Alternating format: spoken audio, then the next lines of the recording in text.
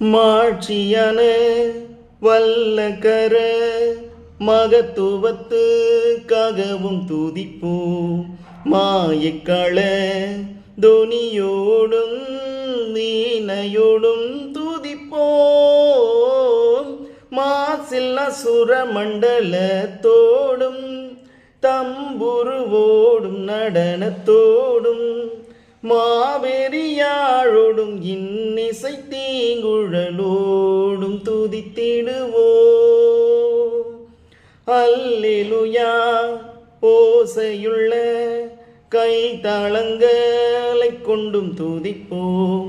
அவருடைய புது பாட்டை பண்ணிசைத்து துதிப்போம்.